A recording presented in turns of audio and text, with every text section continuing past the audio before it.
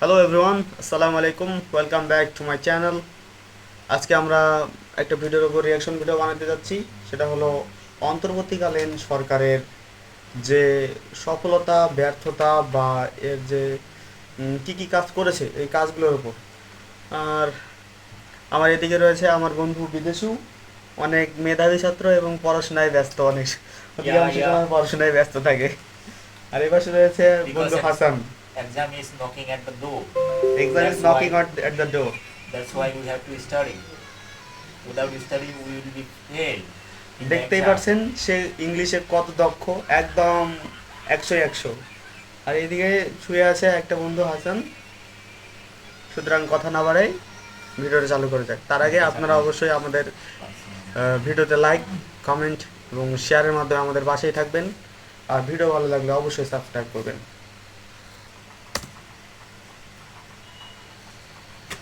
কি করেছে এই অন্তর্বর্তীকালীন সরকার? আমরা অনেকেই অনেক সময় বিরক্ত হয়ে এই প্রশ্ন কিন্তু ছুড়ে বসি। বিগত হ্যাঁ, অবশ্যই আমার আশেপাশের লোকরা অবশ্যই এই প্রশ্ন আমাকেও করে। আমার আশেপাশে মাঝে মধ্যে প্রশ্ন তোলে যে বিগত সরকার যে কাজগুলো করেছে সেই তুলনায় অন্তর্বর্তী সরকার 7 বছর 7 মাসের মধ্যে কি করলো।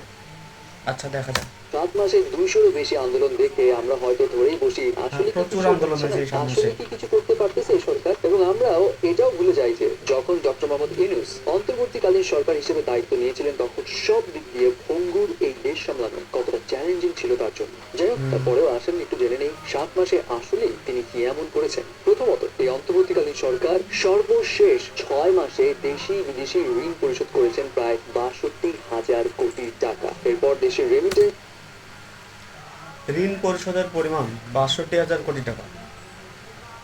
Note this point.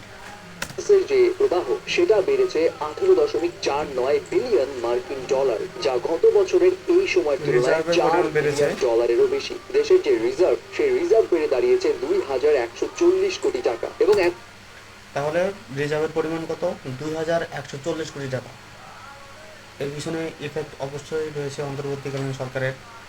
আর রমজান মাসে যে দ্রব্যমূল্যের লাগাম টেনে ধরা, এই ক্ষেত্রে অন্তর্বর্তীকালীন সরকার অবশ্যই ভূমিকা রাখে। ঠিক বলেছি বিদেশু? Yeah, you are correct. একদম। You are correct. এখন রমজান মাস, এবং আমরা বিগত বছরগুলোতে দেখেছি রমজান মাস এলেই দ্রব্যমূল্যের একটা অন্যরকম ঊর্ধ্বগতি লক্ষ্য করা যায়। বাট এবছর সারপ্রাইজিংলি দ্রব্যমূল্যের বাজারটা স্বস্তিতে রয়েছে, অনেক পণ্যের দামই নিয়ন্ত্রণে রয়েছে, যেগুলো নিয়ে খুব বেশি ইউজুয়ালি আমরা কথাবার্তা এখন বলি না। অ্যান্ড আরেকটা নোটেবল কাজ এই অন্তর্বর্তীকালীন সরকার করেছেন, সেটা হলো শেখ হাসিনা এবং তার পরিবারের অ্যাকাউন্ট থেকে প্রায় 635 কোটি টাকা উদ্ধার করা গেছে গত 22 মাস। It's really appreciatable work from doctor Mohammad Yunus. Yeah, yeah. তুলনায় সর্বনিম্ন Yes, point মুদ্রাস্ফীতি to be noted. হয়েছে এই বছরের ফেব্রুয়ারিতে। ধর্ষণের মতো ঘৃণিত অপরাধের তদন্ত 15 দিন এবং বিচার 90 দিনের মধ্যে করার সিদ্ধান্ত নেওয়া হয়েছে এই অন্তর্বর্তীকালীন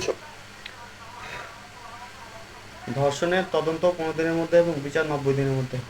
এই যে সময়সীমাটা যদি আরও একটু কমানো যেত তাহলে আরও ভালো হতো, এটা আমার মতে। এখন আপনারা ব্যক্তিগত মতামত দিতেই পারেন।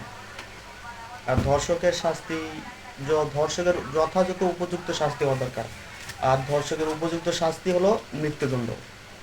সরকারের আমলে। এছাড়া বিগত সরকারের আমলে অর্থনৈতিক কেলেঙ্কারির কারণে বাফুফের উপর ফিফা নিষেধাজ্ঞা দিয়েছিল, বাট এই অন্তর্বর্তীকালীন সরকারের পদক্ষেপের কারণে বাফুফের উপর সেই নিষেধাজ্ঞা তুলে নেয় ফিফা। সরকারি চাকরিতে প্রবেশের বয়সসীমা 30 থেকে 32 করা হয়। অ্যান্ড আরেকটা ইন্টারেস্টিং বিষয়, সরকারি চাকরির ভর্তি সীমা মানে বয়সসীমাটা একটু বাড়ছে। আর বাফুফের উপর যে নিষেধাজ্ঞা ছিল, এই নিষেধাজ্ঞা উঠানোর পিছনে অন্তর্বর্তীকালীন সরকার, সরকারি উপদেষ্টা, প্রধান উপদেষ্টা ডক্টর মোহাম্মদ ইউনূসের ভূমিকা রয়েছে। একই সঙ্গে মহাসচিব গুতেরেসের বাংলাদেশের সফর, বিগত কোনো সরকার তাকে বাংলাদেশে নিয়ে আসতে পারেনি, যেটা এই অন্তর্বর্তীকালীন সরকার করে দেখিয়েছে। ডেফিনেটলি এই সফরটা ইন্টারন্যাশনাল রিকগনিশন পেতে এবং ইন্টারন্যাশনাল যে সম্পর্ক সেটার উন্নয়ন ঘটাতে অনেক হেল্প করবে। এছাড়া চায়নার অ্যাম্বাসেডর ইউএন তিনিও জানিয়েছেন ওয়ার্ল্ডের সবচাইতে বড় সোলার প্যানেল ম্যানুফ্যাকচারার কোম্পানি লঙ্গি তারা ডিসিশন নিয়েছে বাংলাদেশে একটা কোম্পানি সেট আপ করবে, বাংলাদেশের সোলার প্যানেল ম্যানুফ্যাকচারিং এ তারা ইনভেস্ট করবে, যেটা অন্তর্বর্তীকালীন সরকারের বাংলাদেশকে যে ইকোনমিক হাব বানানোর একটা যে প্ল্যানিং, সেই প্ল্যানিং এর একটা বড় অংশ হতে চলেছে। এছাড়া ডক্টর মোহাম্মদ ইউনূসের কূটনৈতিক আরো বেশ কিছু কারিশমা রয়েছে, যেমন ইলন মাস্কের সঙ্গে তার কথোপকথন এবং স্টারলিংকের বাংলাদেশে আসার একটা আভাস, যে ইন্টারনেট বাংলাদেশে আসলে একটা অন্যরকম বিপ্লব ঘটবে বাংলাদেশের টেকনোলজিতে। সো বলার মতো হয়তো অনেক কিছুই আছে, বাট উল্লেখযোগ্য এই কাজগুলো আমরা হয়তো শুনি বা মনে রাখি না, কারণ চারদিকে আন্দোলন, নেগেটিভ একটা ভাইব ক্রিয়েট করা। এনিওয়ে, তারপরেও অন্তর্বর্তীকালীন সরকারের 7 মাসের এই কার্যকলাপ দেখে আপনার কি অপিনিয়ন জানাবেন কিন্তু। স্বাভাবিকভাবে স্টার গল্প ইউটিউব চ্যানেল থেকে আমরা যে সকল ভিডিও পাই সিনেমা রিলেটেড, তারপর নায়ক নায়িকার জীবনী, তাদের জীবনে কি করতেছে, নতুন কোন মুভি আসতেছে, মুভির বক্স অফিস কালেকশন কেমন, flop, hit, blockbuster, south Indian কোন নতুন মুভি এলো, প্রভাসের কোন মুভি এলো, আল্লু অর্জুন, পুষ্পা, কালকি, এই সকল মুভি নিয়ে আলোচনা করে থাকি। তবে আজকে হুট করেই যেন এই ভিডিওটা দেখতে পেলাম, আমার পেজের সামনে হোম পেজে চলে আসলো ইউটিউবে। তখন মনে হলো এই ভিডিওটা নিয়ে একটু রিয়াক্ট দেওয়াই যায়। আর এই সুন্দর ভিডিও বানার জন্য স্টার গল্পকে ধন্যবাদ। আপনারা সব স্টার গল্পকে সাপোর্ট দেখাবেন, এর পাশাপাশি আমাদেরও সাপোর্ট দেখাবেন।